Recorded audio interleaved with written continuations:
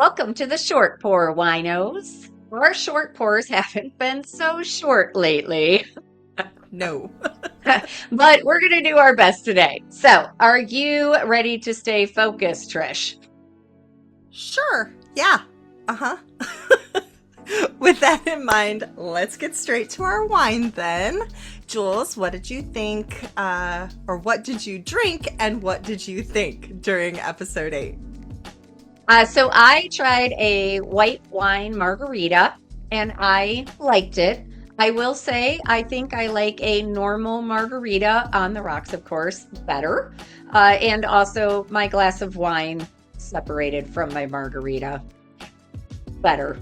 So I like them apart better than together. But anyway, what about you, Trish? I had the Matua Pinot Noir, and I liked it. Everybody knows you and I both love Matua for their Sauvignon Blancs.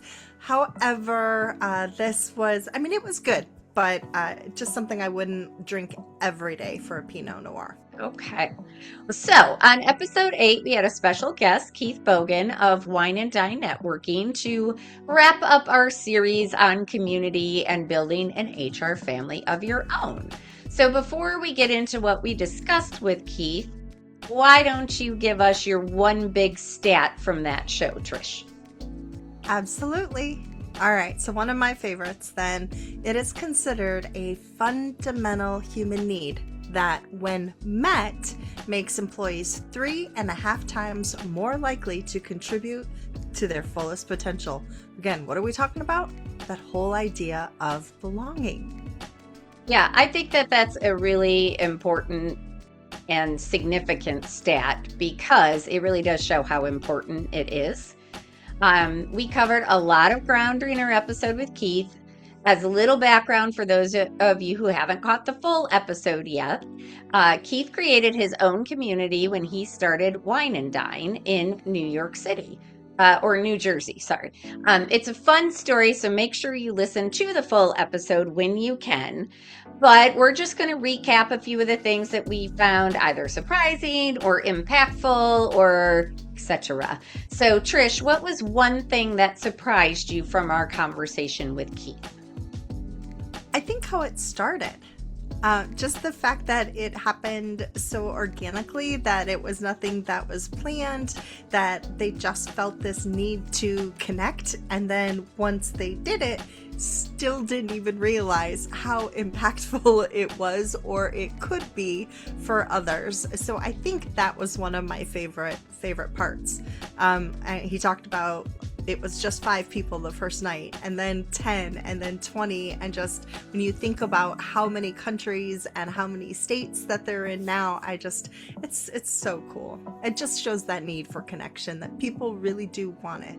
Yeah, absolutely. I think the thing I found most surprising was a stat that he shared, which was that only 4% of jobs are actually gotten through applying through an online portal. 4%.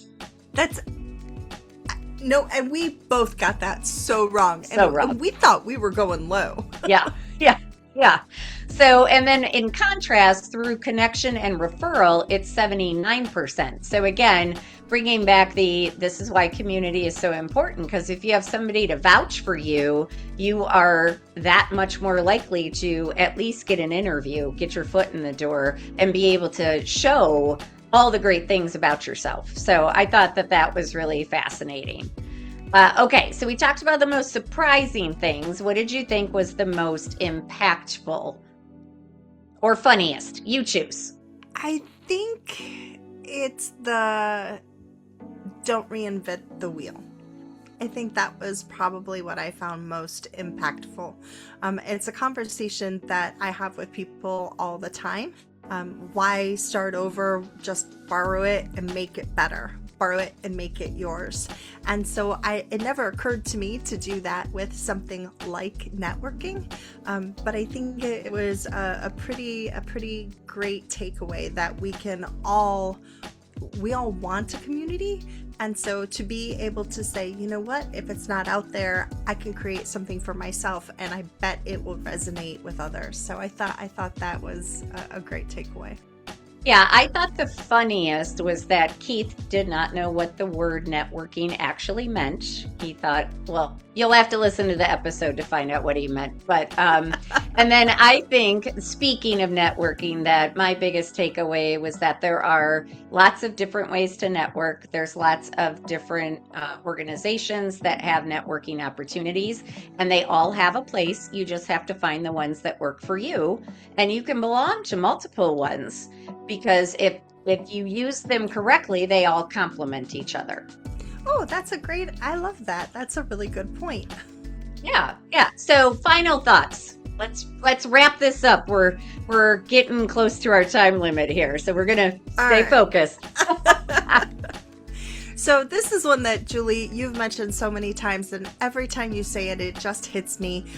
If you're nervous about going, find a friend. If you already belong, be a friend. Don't hang out with that person the entire time you are there. If you are going solo, reach out to the leaders, let them know that you're going to be there, and then make sure you connect with them. They know what to do. They will make you feel welcome and safe. My final thought is that networking with other HR professionals is a great form of therapy because nobody else gets it like we do. So, on that note, we want to thank you for joining us for this short pour. We thank you for listening. As always, make sure you follow us wherever you are on socials and subscribe wherever you get your podcasts. And don't forget to tell your friends. Cheers till the next time. Cheers!